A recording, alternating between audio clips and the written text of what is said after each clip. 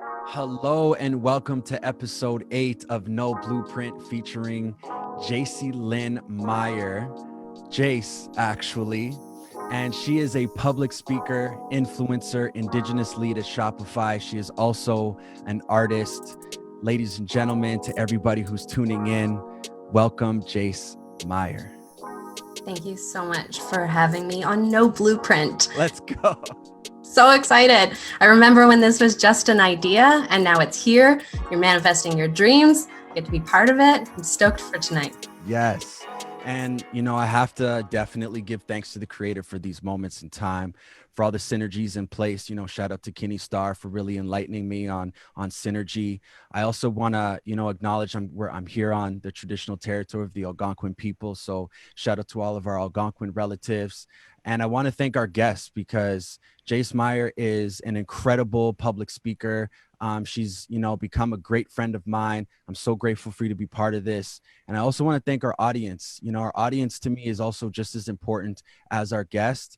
There's a lot of opportunity to tune in and learn a lot of amazing stories from incredible people. So I just wanted to pay homage to all of the above.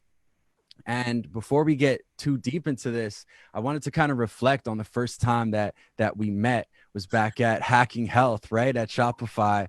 Right. And I was carrying this big camera, and where I worked, there's a little bit of story behind the name of the camera is Black Magic. That's almost enough said. Do you know what I'm saying? So when I'm showing up to these places and my colleagues, it was always kind of an inside joke. And it was just cool because the minute that we realized that we're both from the same region, being in Winnipeg and Manitoba, we instantly connected. And there was also some crossover with, your husband and playing basketball. And we were talking about hoops for reconciliation. And then, from there, Jace has been an incredible, colleague, I would say, friend. And we've collaborated on different ideas and initiatives. And because of her, I was actually also be able to perform for the first time in the Shopify headquarters on National Aboriginal Day. So, Shopify is gaining a lot from your, contributions. Shopify would not be the same without Jace. So I definitely wanted to say that. And that was the first time we met. It was pretty cool. That was 3 years ago. 3 years. That was 3 years ago. It feels more like 30, which they say is the reality of working at Shopify. Every year is a 10x year. So it feels like 30 and it feels like I've known you forever. But I think that's just how it rolls, is when you're brothers and sisters, there's just that connection. I feel like I've known you for much longer than 3 years. Facts. It's been great. So one of the first questions I wanted to ask you is really just to check in with you and see how you're doing through these COVID times. Well, thank you. I think it's been such a mixed bag of emotions. And I think I've experienced all of them. COVID impacted us very early because I do so much traveling for work and internationally that I got sick early on when I was in Mexico learning about Mayan commerce, that I was tuned into that information really early, but no one seemed to be talking about it. So it was very easy to feel crazy that you're worried about this sickness that no one else seems to be. I ended up exposed without access to a test. So I didn't know if I had it or not, but I had some symptoms. So we did the self-isolate thing very early on. So it's been almost 90-ish days for us. So that's 3 months of a completely different reality. It's so hard. I'm so angry that I'm raising my daughter through a pandemic that could have been avoided, in my opinion, if we had have been thinking about 7 generations as an entire society and acting as a species and sharing our knowledge about preventative measures. And even as we go through this, I don't understand why we're acting in such isolation and independently racing to compete for tests, but not in a way that it's going to be conducive to all of us. So, but then there's these other moments that I'm like, okay, like this is a moment of profound healing, that people are getting right with themselves about what is essential. And they're having that conversation with themselves, many it feels for the first time ever.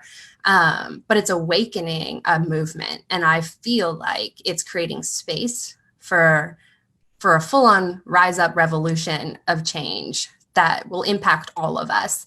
And I see it in simple acts of people returning to the land and like learning how to backyard garden and putting out a pot on their patio and just like being intentional about getting that outdoor time as if it's healing and it's a medicine, you know? And I see even myself, like I live in the third most conservative neighborhood in the country. It's been, we didn't know that when we moved in. We probably wouldn't have moved in there if we knew that. But I see my neighbors meeting each other and introducing, like, what is your name and where are you from and where's your family from and are you okay, and checking in on each other. I've met more of my neighbors through COVID than I have in the 5 years I've lived in my community. Wow. That I see this like moment of healing happening. And I think it's exhausting people because healing is exhausting work. It requires a lot of sleep. I don't know if we're all doing that well, but it's been a moment, but I feel like it in some ways it was necessary. Like we needed it. We needed it to be able to really come together collectively to say what is essential to us. I agree with so many of the things you said. And, you know, that essential time to stop and rebalance, I think, is one of those things that are necessary to take place. I mean, the world needs to reset in a lot of ways. And I think one of the beautiful things about it was when all of the images was coming out about how the globe itself, how Mother Earth was healing just because of the reduction of pollution that was taking place. So I really hope people remember that when we go out there, that we're not making things worse because of the overexcitement of getting back out in the world. You know, right. I think we really got to be careful. And so I think there was a lot of amazing things that you said. And, you know, considering the times and what's going on through these quarantine moments, I mean, it's not just quarantine, it's Black Lives Matter and, you know, all of the things in between of people's mental health and well-being. So it is definitely almost feels like the creator is challenging human race in its entirety. How are we going to handle the hardest, most difficult times of our lives? And how are we going to find those solutions? Because maybe that's part of the way of the creator testing us and pushing us to this limit is like, we need those type of solutions now, fast and immediately. Yeah. So yeah, really interesting to share your perspective. And as we journey here in this No Blueprint podcast featuring Jace, tell us a little bit about where you're from and like, where did you grow up? This is the hardest question I ever get asked. Thanks for asking it, Dakota. Yeah, this is the question that pains me. It's the hardest question for me to answer. Where do I belong? Where am I from? So hard. So why is that? I was raised in a military household. All my parents were in the military. I say that because there was divorce in the family and remarriages. And that initially was the reason why we did a lot of moving. My mom was stationed in Labrador. I was supposed to be born there. Last minute decision to move me out of Labrador and not birth me there. I don't have details on why that was, but I ended up being born in Peterborough, Ontario, and I stayed there for a little bit of time. I have no connection to that land. My family traditionally originates from northern Manitoba, which is where we connect. But I haven't been there since I was a young girl, so I don't really think it's fair to say I'm from there because I've never, lived there. I don't have stories there. That's not where I had community. I spent most of my kind of most impactful years as a youth on Vancouver Island, and that land shaped me. That's where I feel belonging most of all. But even there, I moved quite a bit. So I've moved 27 times in my 32 years. So where do you belong? Where are you from? Like, that's really difficult. And then through names changed multiple times in my life. So like, who am I is even hard to answer sometimes. And what do I answer to? You like, nobody calls me JC Lynn because nobody can say it. So from a young girl, I always just said like, you can just call me Jace actually. And then kids did. And so, I've had people joke like, are you in the CIA? Because like, you don't know where you're from. You don't know which name to answer to. And you have all these different aliases. And then that's difficult within the Indigenous context because where you're from and what your last name is so important to who you are and how people get to know you and how we introduce ourselves. That's not ever been easy for me. That's the answer. Wow. 27 places. You know what that makes me think of actually? There was a moment where, I'm from Winnipeg, and then I spent a lot of my early days as like a young kid with my mother and my father when they were together. They would bring me to and from our First Nation community in Ocean, man. So that always is like home away from home away in a way for me. I also have like family in West Bank First Nation in BC. Cool. So I love going out there, and Kelowna is beautiful. And then now I'm here in Ottawa, right? And there was a moment where I was just on the powwow trail and I was doing some performances. So I was moving around a lot. And I was like thinking like, how come I don't necessarily feel excited to go back to Ottawa? I was like, does that not feel like home for some reason? I started thinking about these things. Right. And when I hear your story about 27 places, it reminds me of a moment that clicked for me. I'm like, Justin, Mother Earth is your home. Yes. You know what I'm saying? It doesn't matter where you are. Mother Earth is going to take care of you. Mother Earth is going to nurture you. So that kind of gave me a sense of like freedom in a way. So hearing your story of 27 places kind of reminded me of that journey. It's so interesting you said that. I was given that gift by Erin Dixon last year, and she said, like, you're an Indigenous woman. You're home anywhere your feet are on the land. Like that's home. That's where belonging is for you. You're going to find that anywhere you go. And so, yeah, that really helped me change my paradigm in my head because I always thought I didn't belong anywhere, that there wasn't a place that I could say was mine. And then in a lot of ways, like, I don't want to feel that ownership over place either. Right. I do feel like I'm a guest everywhere, in some respects. So yeah, that's a huge shift for me that has taken a lot of anxiety away. And then Kiana Alexander really helped me too, because she's been studying belonging from an Indigenous perspective as well. So I had to learn everything I could from her. And she talks about belonging without bounds. And I was like, oh, right. add that part on the end. And all of a sudden it's okay because it means you can belong anywhere and everywhere. And, those two things together have provided so much healing for me. Amazing. So with your traveling, do you have a favorite place that you have some of your favorite memories or experiences from? Yeah. There's Souk First Nation is a place where I spent a lot of time and where I did some teaching as well. So I'm an elementary school teacher by training. I never really taught in an elementary school. It always ended up being middle school and high school and then outside of the education system. But there was a moment for me there where I was just like, if I belonged anywhere, it was here. This feels like a place where I could have literally have been born and raised because I felt so much connection to the community and the work that we were doing and the youth that I felt like a member of that community without a doubt. And then again, it was just, all my learning and my growing up was on the land. Like that's where I spent all my time. That's how I spent, where I spent time with my friends is in the bush and at the ocean and salmon fishing. And that's a place where I feel so much calm. And that's the kind of signal I look for that sense of home and belonging is that calm. And now I'm living in Ottawa. I don't feel that calm. I don't feel that at all. And I never did when I first moved here either. Eventually I ended up connecting and finding, friends and a bit of a network here. And I feel much more settled than I ever did, but it took a very long time. and I couldn't help but just compare. And I think maybe that's just the reality of the life I've lived is like every other place is the last place you called home. Right. So the place you're in is usually never home.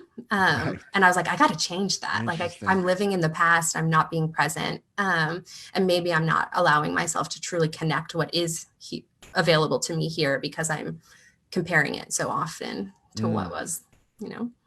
makes sense. I kind of feel the same. Like it took me a long time. I'm relating to what you're saying about settling in Ottawa. I've been here since 2010, and I would say it took like at least 3 years to feel some type of comfort in this feeling like home. And I don't know if that was just because of the busy go go go lifestyle of trying to find work and build a home for yourself. I bought my place eventually, like just nonstop moving. And I think I've taken solace in like realizing how important family becomes when Mm. you're not feeling like where you are is home, where it's like when I pick up the phone and talk to my sister and my dad, I feel at home again, or I feel understood. I feel I can relate. And all those things is almost can be in some ways equivalent to your relationship to the land. Does it feel comfortable? Can you relate? So it's been an interesting journey. So I just relate to you on that front about Ottawa. Well, and like, it's kind of obvious why we don't feel the belonging here. This is the center of colonization, right? Oh man. We weren't Facts. designed to feel belonging here. Facts. Right. And the more I like wake up to that, Mm, I like laugh about it. I was like, well, duh. Of right. course you're never going to feel right here. You weren't designed to feel right here. Um, and especially like when you're in that downtown core and every building is designed to kind of overcome you with its ever present reminder of government. Mm, Um, yeah. well said. But to your point, family is where I find homeness and how I overcome that. Exactly. Mhm. That is a great reminder. And, it's funny because this whole COVID and quarantine and Black Lives Matter, it actually has helped me think more about, well, what should society look like or what could society be? Right. And having some of these incredible conversations on this series, I'm going to highlight Andrew Menard. The rise of the sacred feminine is to me becoming more and more of like what I strive for, what I hope to, see and witness and take place in my lifetime at least. And what I'm really trying to say is I can't wait for the day that the patriarch is replaced by the matriarch. Right. Like how would society be reflected if women were in positions of leadership? Mhm. So what is your, I guess, perspective on women leadership? Um, well, let's look at the evidence, right? And if we think back to COVID, what countries are doing the best right now? Those that are run by women.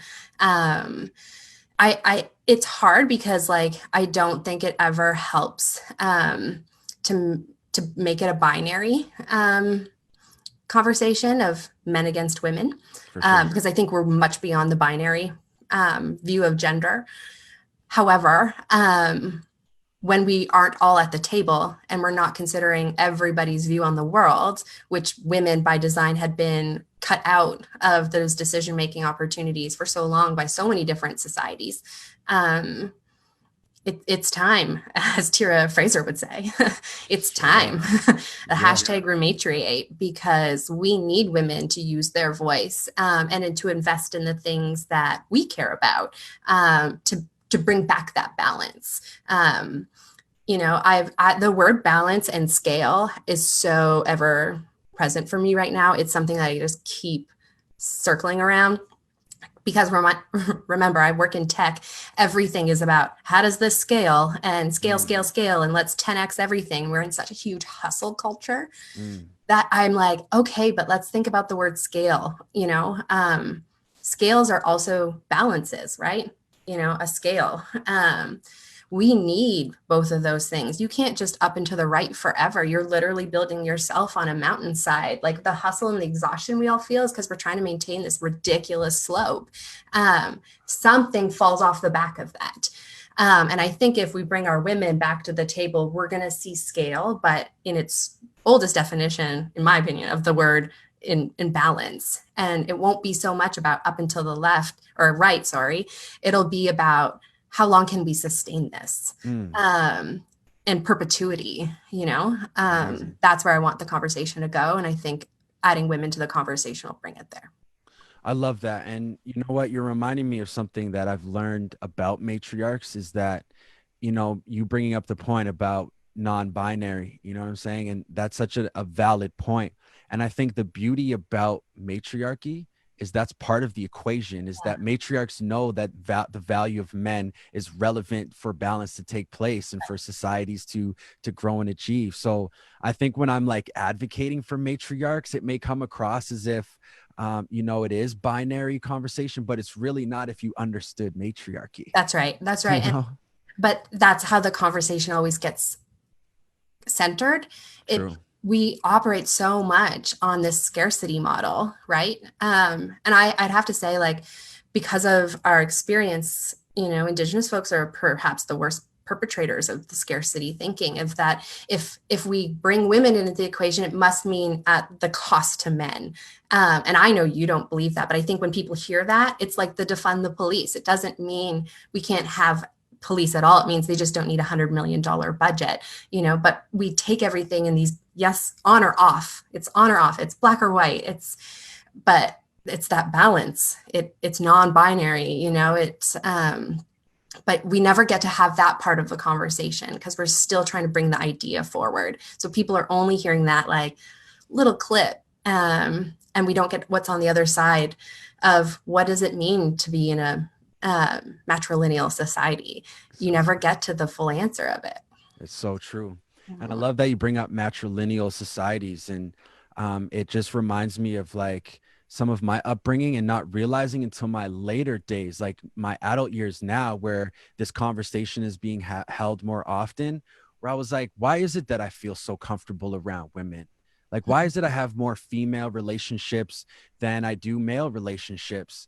And I was having just a brief conversation with a friend the other day, and that kind of came up again. And I was reminded that even when I was hanging around my dad, so my father figure in my life, he actually coached a lot of female soccer teams. And so when I was hanging out with my dad and he wanted me to be there to like learn, and I was a huge soccer player growing up, but again, like all these women were like, saying how cute I am and just making friends. And when we go hang out at like family dinners or sport dinners, it's like we all know each other. So we're all hanging out and it's like relatives in a way. Mm-hmm. And so this matrilineal society that we've been referring to, I feel has been normal for me for so long. Like even in my family history of my grandmother and my auntie being chief right now, that's always been normal for me. I got so many female aunties and even my cousins are mostly female. So I'm just bringing this up where it's like, I always found it interesting with this conversation and me having to reflect as well. Like, well, what does that mean? And then just realizing that's kind of how Indigenous people have lived, since time immemorial. It's just now it's on the forefront. Now it's a conversation we should have. So I'm just so pro rise of the sacred feminine. Shout out to Andrew Menard. Yeah. And I see you as a leader. I see you as a leader in so many different aspects. Watching you, public speak and even on your blog and stuff like that, it's incredible. So I wanted to ask your perspective on female leadership for sure. Thank you. So just to take us back a little bit, when did you start learning about your identity and who you are as like a human being? When did that start for you? Too late. Mm. Yeah, so my story is like I'm a late blooming half breed. I didn't find out about my indigeneity until I was in my teens when my grandma died. She hid that from my mom. It wasn't talked about. It was a lot of pain. All the intergenerational trauma showed up. And it wasn't until she was getting sick that she started to say some of these things to me. And then I would start to see things in a new light where I was like, oh, that explains, and this makes sense. That now I know, I'd been living the reality of what it meant to be somebody whose family was part of the residential school system. And I didn't know why my life was the way it was. The worst time in your life to find out you don't know who you are is when you're in your teens trying to figure out exactly who you are. So that was earth shattering. And yet, the best gift I've ever been given was for her to share that with me before she passed. It created a lot of awkward conversations because nobody wanted to talk about it. But it was something that I remember just feeling like, oh, like I know myself now. This explains something. There was an unmet gap I had in my life. I couldn't have told you I had it until it was brought in. And I was like, that's what's been missing, is like, I didn't know where I belonged. I didn't know where I was from. I didn't have that information. We didn't have, you know, it just, we didn't talk about it. We didn't talk about a lot of things, you know, that you would think a healthy family would, because they were all laced in pain. So that didn't happen for me until then. And when I entered university, that was really when I gave myself permission to really explore what does it mean to be Indigenous, and how do I connect, and how do I bring that into my life, and give myself permission to do that. I did that a lot by working in community. So I always gravitated to working with Indigenous students in my work. I think now I know why, but I didn't know that even in as a volunteer, as a young girl, like that's where I went. That's where I was gravitated towards. But yeah, that's when I found out. And I really wanted it to change the cycle. Like I was like, wait a second, like we are never going to look at this as a point of shame ever fucking again. Pardon my language. Not it's all so good. sorry. You're allowed. And I knew that like my biggest life goal, since I was very young, was I wanted to be a healthy mom for at least one little kid and give them a blessed upbringing, full of love and without the pain, knowing full well who they were. And I knew I had to put that work in for myself. So I talk about it as if I've been on a journey of reconciliation that I got really serious about 6 years ago, when I was getting closer to knowing I wanted to start my own family. And I knew that I'd left the hard parts behind. Like I did all the easy stuff first, but I hadn't tackled a lot of the intergenerational trauma. And it honestly, it came at such a weird way of like preparing a talk about Indigenous reality. And I was going through the data and I was like, I am this data. That was like, holy, I didn't even know how many things that I've experienced in my lifetime is reflected in how we are discussed in data sets, that I got really angry and really vocal, and finally started telling my truth to everyone I could. And I knew that that was the healing. Like I was still, as much pride and connections I was making, I was still very private about it, because I didn't know if I'd earned the right to talk about my indigeneity, having not, been raised in culture and community. And then I didn't know if it would bring harm, and I didn't want it to be a limiting factor. And then I worked in a workplace where I brought it up, and I was like, hey, like, this is really who I am. This is why I want to do this work. And I was told I wasn't Indigenous enough to be, in that space. And I'm assuming it's because I don't, I'm white passing, and, I'm not always wearing beads and feathers and, looking like a stereotypical poster child for the community, which is what that organization was looking for. And so I've really done a lot of work in this, and I have to share my story because I was desperate to hear someone else talk about this, so I could be permitted to feel okay about my reality. And so enoughness, am I Indigenous enough? Where am I from? All of that belonging, enoughness has been real core to the things that I do talk about when I'm engaging with people. And where I feel I'm at now is that I've given myself permission to be just enough, and to be in this sense of continual development. I'm a teacher, so I'm always going to be like that, but I'm never going to reach a maximum where I'm like, now you're Indigenous, Right. like that's life work. And it can always be built upon in how you carry yourself and the values you hold and all of that. So like, again, it's not binary, it's not black and white, it's not on and off. And it can always grow and be improved upon. So it's just enough, and I am enough. And sometimes it's your reality is just enough to be the thing that's necessary. And now I see it because I'm an Indigenous woman working in a non-Indigenous workplace that, in a lot of ways, although my journey was really hard and not what I would have chosen for myself, it prepared me to be doing the work that I'm doing today. And I couldn't have got there without that struggle. Yeah. Well said. You're like, one of the things that I couldn't help but reflect on is like, I didn't, when you said the beginning of that answer is like too late, Mm. and I feel I can relate to you because I didn't really, like, my mom always did what she could to teach me, but when you're a young person, exploring life, you're not really paying attention to identity, Mm. um my personally anyway. So there was a moment where I got hired for the Truth and Reconciliation Commission of Canada's first national event in like 2008 or 9, and I was sports tank coordinator for their event, the first national event in Winnipeg.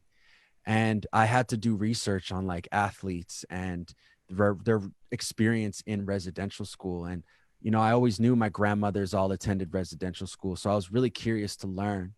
But my point that I'm making here is like, I couldn't help but be reminded of how angry I felt about learning that part of who, like, that history.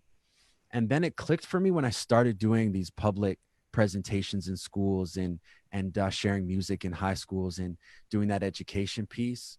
Was like, it became clear where we have to be careful about a lot of what we're sharing of that history, because I feel like what gets misconstrued is that's not who we are. Right. That's what was done to us. That's right. So I love this opportunity to talk with you, because in this moment, having this conversation with you, it's reminding me of the resilience of our people. And you're part of that resurgence where, when people want to think about Indigenous people, they can refer to the No Blueprint and look at all these incredible leaders and incredible successful people. And you're changing that. You're making it look so incredible. The work that you've done, the contributions you've made to innovation and tech, and all of the amazing accomplishments you've done for Shopify. Like I said, Shopify won't be the same without you. And so I find like it's so important to acknowledge the work that you're doing, and that I hope people start to identify that as part of that historical context of Indigenous people. Is we're beautiful, resilient, our culture is here for all walks of life. And I just wanted to really make that point, that a lot of the things that got us upset, it was like not until later that I realized, well, that's what was done to us, but who are we as a people, and how do we fit in that greater sense of purpose, or how do we want to make the future so a better place? So I wanted to ask you as a follow-up, how do you manage your mental health, and how do you find balance in your life? I'm a work in progress. I failed at that most of my life. I thought if I ignored my pain, that was healthy. And no one knew that there was trauma in my life until I was about 17 years old. No one knew, not my mom, I kept everything that ever happened to me completely a secret. And so balancing mental health really started for me when I spoke my truth the first time, and I felt relief, and I realized that there's love and belonging with yourself still, even when the truth is out there. I think that was what I was most afraid of, is like, would I be dejected? And, it wasn't done to you, or it was done to you. It's not who you are. Like, that Exactly. part was really hard for me to understand until I took the risk and told people. Um, but then you end up in a place where you think you've got it because now you're talking about it, but it doesn't mean you're actually managing the pain. And then often too, you're asked to talk about it a lot, and you don't realize how exhausting that is. And especially now, like no offense, when you're doing it online and you're not even present with people, right? Like you're spewing all of this stuff out all the time. It's exhausting. And I didn't realize that part. And so I've burnt out. I've literally blacked out, fell over, burned out on more than one occasion, and knew that. Well, actually, you want to know who helped me through this? It's Andrea Menard. She Wow. gave me permission at the Indigenous Women's Leadership Summit that Lori Nicole organized for the first time to let the pain through you, to not hold on to it. And I, at the time, was going through 3 different cancer scares. They didn't know where it was in my body. And I remember just thinking like, well, yeah, this stress has got to go somewhere, and if I'm just repressing, it's literally showing up in cystic tissues in all aspects of my body. Mm. That I was like, I can't do this. I won't achieve the things I want in life if this is how I'm going to manage pain. So I do a lot of specific work around this, counseling, podcasts, books, hard conversations with people that needed to hear the truth that I hadn't told the truth to. And now, and I credit COVID. It's about managing my time. And so I've started to put myself first. I've heard the advice, like, you got to put your own oxygen mask on. And I remember thinking like, yeah. And also wouldn't do that as mom. I would be putting my gear on my girl first. I know that. I think the same way. I'm like, no. But I was like, what would happen if I did put myself first? Why are you resisting it so much was the question I asked myself. Like, why do you think you know better than every piece of advice the professionals are giving you? And so when COVID struck, I was like, if I don't create the life I want, I am never going to have the life I want. No one is going to mail it to me. It's not going to show up on my door. And Toby at Shopify is not going to institute it for me tomorrow. I have to be the one to do this. So that has changed my life significantly.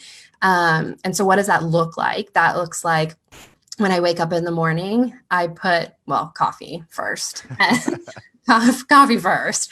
And I put in a workout. And that investment in myself to literally like take care of my body and like give myself that hour to just focus on my breath. And yoga has really helped me focus on my breath. I don't even think I knew how to breathe.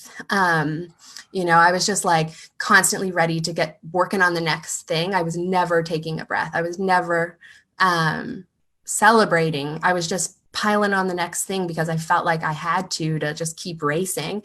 That I was like, you know what? I cannot manage that any longer, or I'm going to black out, break down again. And so it's an hour in the morning, and I do it with my partner, Dustin. So this is like how we can commit to a healthy relationship and building each other up and like keeping each other sane and goal-oriented. That's a healthy goal, and like not just Netflix binging upon, episode upon episode. And then I spend time with my daughter, and that allows me to get to work knowing I invested in my priorities, what's essential to me, my health, my family, my happiness. And then I'm not so angry or upset or, pissed off if something doesn't go well at work because I've already taken care of it. I'm bringing my best self to the job. I have way less hours in my day now because of how I've set up my mornings, but those are my best hours. So I wanted my family to have them. I didn't want them getting 6 o'clock post commute burned out days done Jace, and that's all they were getting. Wow. And that had to go. And so I've heard lots of advice, you get 4 great hours in a day to be productive. And Toby has said that at Shopify a number of times, like, give me your best 4 hours, work anywhere, anytime, like you do, you just commit to the things you're going to commit to and get it done. And I was just like, I'm taking permission to put that into practice. And I hope, like, my biggest fear right now actually is that I'll lose this in some point in time. But it has been I've never been healthier or happier, despite the fact that we are dealing with race wars and pandemics and total systems failure all around. But I was like, I have to be the CEO of my own happiness, and no one is going to like show up at my doorstep with all the answers other than myself. So That's that's what I've been doing. it's incredible. That idea of self-love is so important. And I recently have taken the journey of going plant-based and vegan. Cool. It's been a challenge. Like I wouldn't say that I'm full plant-based vegan. I do it like Monday to Friday, and then Okay. I can eat whatever I want on It's the weekend. cheeseburgers on Yeah, I can have my cheat days. But I must say, I was reflecting when you're sharing, like when I started making the commitment, I would say early January. I would say I started like even late November. But January is when I started to notice, some differences in my life. And I made a commitment to myself to like work out every day and Yes. to eat plant-based. And I even had a fasting day every Sunday. So I didn't eat anything for 24 hours. Wow. And the healthy version of myself that I became was part of my healing as well, in the sense of some of the depressive things that I was going through in my life as well. So hearing you share made me reflect on how important that is. And I feel like sometimes it's maybe articulated in a certain way that may not be able to see the true value of health and nutrition and the benefits that that can have on your life. So I think, I just wanted to kind of reiterate that taking care of yourself and working out, coming up with a plan, eating good can help you on your recovery, can help you on your healing journey and Mhm. make you feel better about yourself. So I Mhm. think that's really important. That's it. That's it. And it's nobody's responsibility but ours. We don't usually get a lot of education and teaching in this because it doesn't come in public school, we don't practice it enough. We don't talk about it enough. And we overemphasize hustle culture. Well, hustle Mm. culture will remind you don't have time to cook. You have to go to McDonald's because remember, you're putting in 40 hours plus a commute each way. Like, you need this and we'll make your life easier. Like, we've been sold the idea we can't take care of ourselves and that everything else is a better solution if we just pay $7.99 for two can dine. Like, Yeah, we have been sold that. right. True. And when you have a kid, suddenly, like, you're like, what am I eating? And where did this come from? And who's profiting off this thing I'm about to put in my Wow. toddler's hands? Um, and like, I don't think that way for me, but I do for her. And like, that was like lights on, new worlds.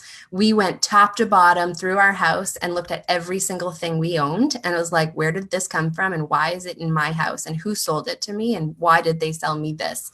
Um, and it was like, it was a complete upheaval of everything we were doing. Our whole system has changed: what we buy, how we buy it, where it comes from, how we process it. Um, it was a lot of work through that. Like, it took us a long time. We're still on that journey of like converting things over. And I think we'll always be doing that because the more you know, the more you come to know. Like, um, but it has been the way I think about decolonizing myself. And the things that I can take into my own hands and my own action to do the work that I'm hoping a system will do. And like, I do hope for that, but I'm not going to wait for it. And you can do it. And so now I'm the lead for Indigenous entrepreneurs, right? So I am connected in a way that most people aren't, to what is available to procure from Indigenous folks. And so it was like, okay, how do I create the biggest change and commitment to the work that I'm doing? How do I live that out loud? Well, I was going to only buy and shop Indigenous. Haven't been able to go all the way on that, but any chance I can to change out my soap, to buy my greeting cards from tribal trade instead of Hallmark, I'm doing that. And the way I think about that and what I speak to people on so much, especially outside of the Indigenous community, about why it's so important to shop Indigenous, is that every dollar is a vote. It's a vote for the Mm. world we want. And either we can put that dollar into Jeff Bezos' Amazon piggy bank, or we can put that money into our own community. And you'll see it. Even the places you never thought you'd see it, you don't think you're going to find health food at Walmart, but the Right. world wants it. And now you buy health food at Walmart if you choose to, or if that's all where you can shop from. But like, the people that own the system, they know where we're putting our money. And so if we're intentional about that, we're going to see a rise in it. And then we won't need the other people because we're just putting the value where we find the value, and keeping that in flow. So it has been a very intentional process for us, and for me especially, to think about it as a decolonization practice. That's incredible. Like, you know, you're making me think so many things, and just considering our times. Decolonization of your diet is so important on your healing journey, which will result into a better successful career in whatever it is you're doing, whether that's personal life or professional. So that's a really important point to make. And the other point that I wanted to highlight in what you said is like, you're not going to wait for it. We don't Mm. have to wait for society to change. We Yep. can be the change right now. And when you said if we shop indigenous, what we're doing is helping build indigenomics. And if you look at history, we actually were better off during the fur trade time. I read a book called Clearing the Plains, Mm. and that was a time of like contact and a lot of fur trade and trapping and stuff like that. But we were better off when we worked amongst ourselves and our own nations, like trading amongst ourselves. We had a better economy and we were healthier as a result. So shop indigenous. I just want to highlight, that's a huge way to decolonize and create indigenomics for people, which will add to the rise of indigenous people in society. So That's right. very much encouraging that, and talking about all this incredible like future and the things that we can do, and solutions, being solution orientated. What people may not know about Jace is that she's also an artist. Mm. So tell us, who is Jace the artist? That is also where I protect my mental health and invest in myself. Is I pick up a paintbrush. I think that was always an escape, and like the fact that I could manifest something, for myself, as a young girl. There was magic in that. I would spend my time doodling on anything I could doodle with, or get my hands on.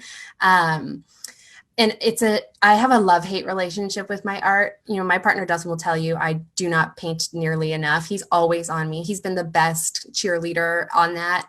The best gift I was ever given is when I first moved to Ottawa and met him. I didn't have any of my art supplies with me. When I left Victoria, I left with nothing. And that was the best gift. Is he stocked me up with art supplies. Like I had no excuse.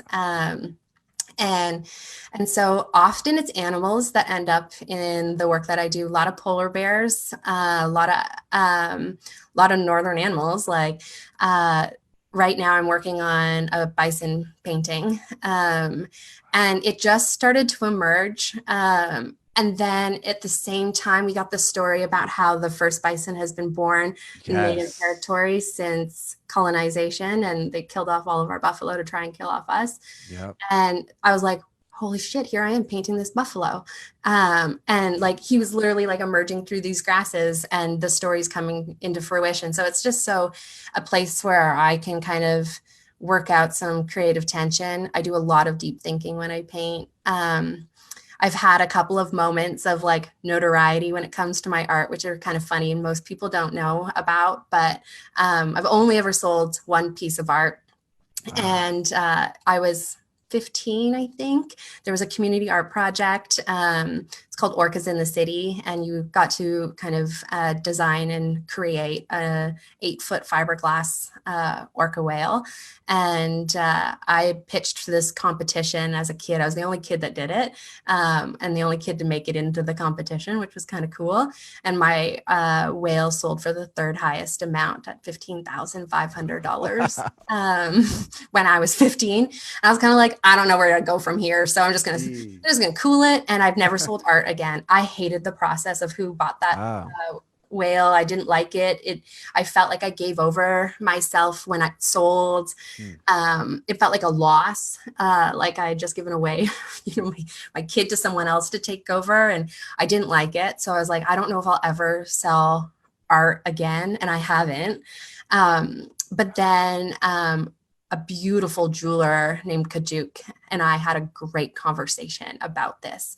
And he said, you know, it's your design. You own that. You'll always own that. You manifest it. You created it. That's yours forever. And no one will be able to touch your design.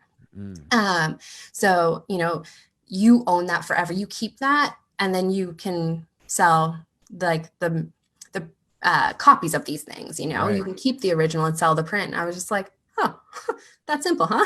Like it was just so obvious, but it like I needed that, and so I'm curious about it. But I also have a tendency to try and turn all my passions into a business, and I ask myself now, why am I doing that?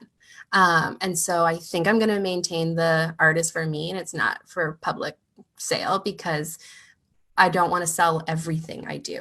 You know, I'm really trying to work. Why is that the thing we're all doing right now? Um, so yeah, it's Man, I love that. it's a journey. Like, I didn't even know that until I was on your website just browsing around. I was like, wow, she's an artist too. You know what I mean? Like, just such an incredible array of talent, skill, capacity, ability to create impact. And I think that's why I was really encouraging us to use the word influencer on our marketing and promotion. Is I really feel like you've influenced my life personally, just in your support and your encouragement, but the impact you've made on in public with Shopify in, you know, Turtle Island, Indigenous women entrepreneurs, and all these incredible community spaces you've delivered presentations and public speaking. You've made an incredible impact and you've influenced people's lives. And I wanted to really compliment you and say that I admire how well of an author you are at telling your own story. And so, if I may, I wanted to bring up one of the quotes that you shared on your blog. It's one of your older blogs that you posted. What did I say to a room full of entrepreneurs at Adventure Spark Fest? So I took an excerpt. So I'm going to read it directly. So forgive me for using my notes here, but I was really hoping that you would expound on it. So you said, "You are the outcome of your consequences. Dare you make them good ones. Use data to prove it. That's what's going to make the hard parts worth it. That's what will get investors to invest, customers to adopt. I guarantee you will live a full life of growing the work you do." And I just felt that was an incredible depiction of purpose. Mm. So if you don't mind, expound on what you were articulating there. Yeah, thank you. That's a great little reminder. That was a cool event. It was a youth event, and youth are showing up on a Friday night to pitch their ideas. And, you know, we get sold this idea that we need to figure out what we're going to do in life so early on and work towards it. And I just want us to be really critical about what are we working towards, you know, and it's so easy to chase the money or the notoriety or the title. And I'm guilty of that. Like I was not always as clear about what it was that I was actually searching for. So I went down that path too. But I do believe that you're the consequences of your actions, not the product of your circumstance. I have to believe that because I'm trying to break a cycle and be that change for myself. And on the other side of that belief is the outcomes of the work. And I don't believe it's enough to have good intentions. You have to also know what is unintentionally happening because of whatever it is you're contributing to the world.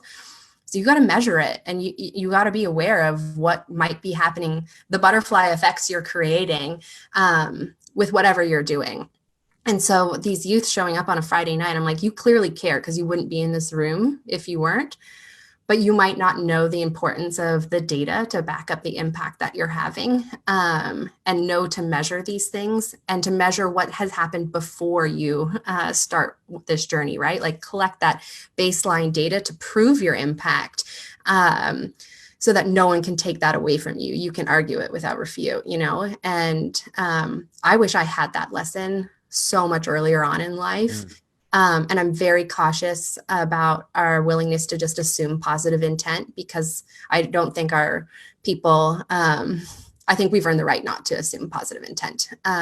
So the clearer you can be about what your intentions are, what you're trying to build, how your business might have an impact, um, and can then articulate that with any kind of data, the more powerful your business will be. And no one can argue with that. And that's what investors are looking for. That's what I think buyers are looking for, especially now. People want to know that whoever they're procuring from isn't evil, like just to simply Facts. put it.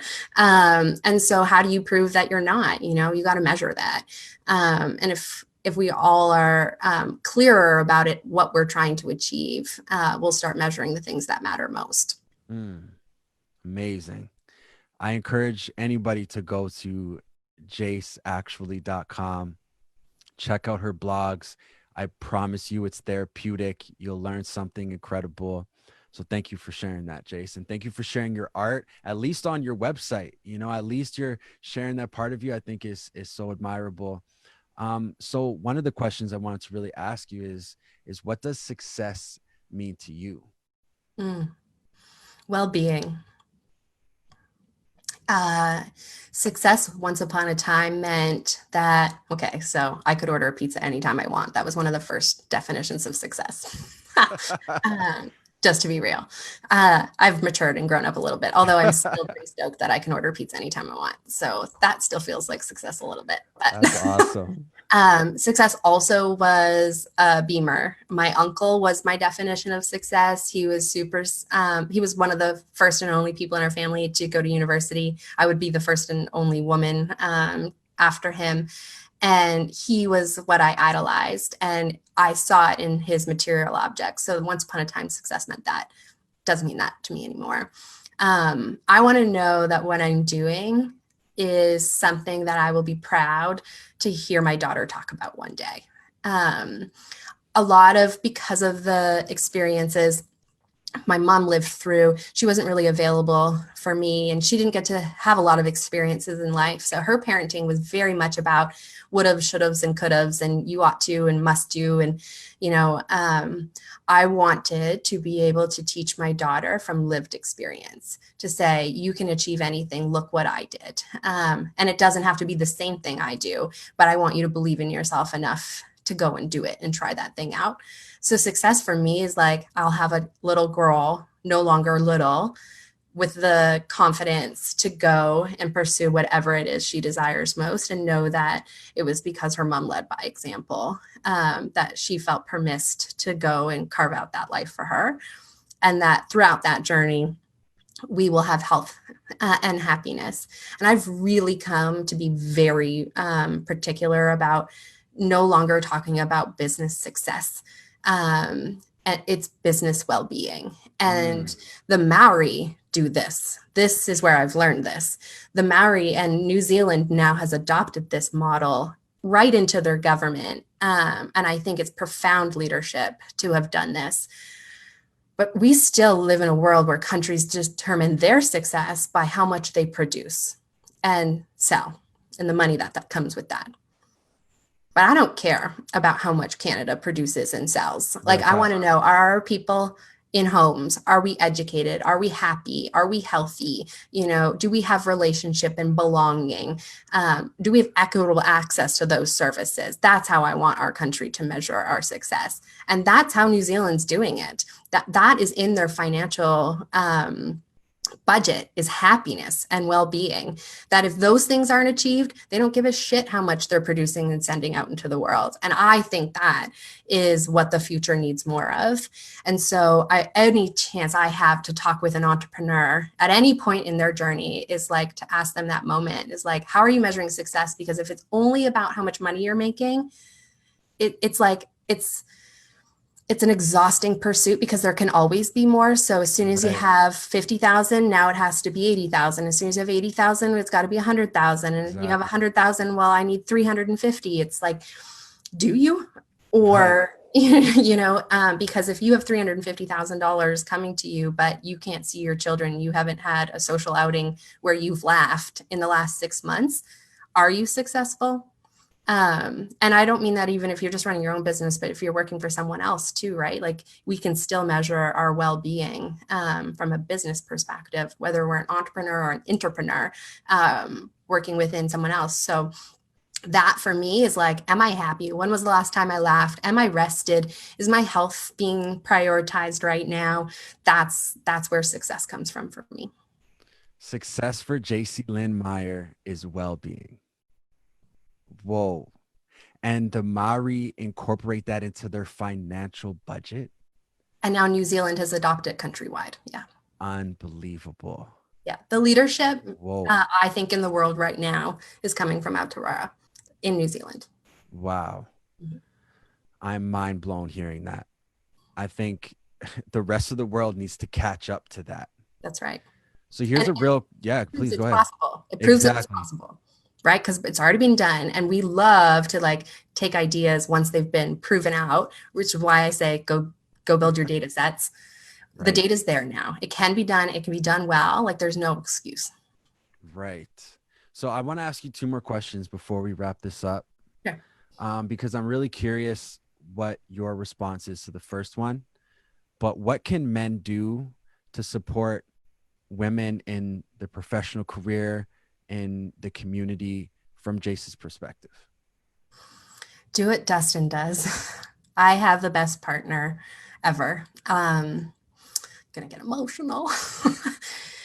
But he believes in me. He champions me. He tells me not to quit. He pushes me out the door when I feel scared. He's the first person to text me before I walk on a stage and after I get off of it. He comes to those events. He tells his friends about the work that I'm doing. He has hard conversations with people that don't know better about Indigenous peoples and history, as an ally. He takes on so much in the house. There's no blue jobs and pink jobs in our house. Mm. In fact, he's really dedicated his life to helping me with the work that I do because he believes so strongly in it. And no one's ever done something like that for me, you know? And it, I have said it before. And when you're committed like I am, you're better off alone than with a man that doesn't appreciate and value the work. And I've been in that relationship. So Meyer is a leftover from a previous relationship. That's not my last name. I just couldn't afford to, didn't have the time to fix it. And I was Jace actually everywhere anyways publicly, so people didn't need that part. But you need to like I know how to walk away from a man that isn't actually an ally, isn't there to be a truly supportive partner, and I know what that looks like now, and I see that in my partner. It's everyday actions. It's him doing the daycare pickup and drop off so that I can be traveling. It's we everything is open and shared between us, from responsibilities, to what I do at work and how I show up.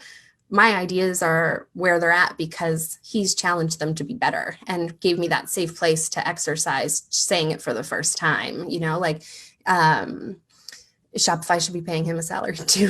Yeah, for real. Yeah. Wow.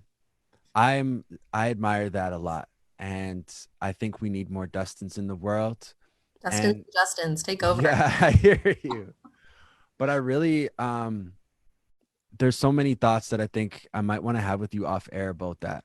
Cool. Because I do think a lot of our young men growing up need healthy male role models. And I think hearing your story about, your relationship with Dustin and how he's supporting you is what young men growing up need to realize will make a better community.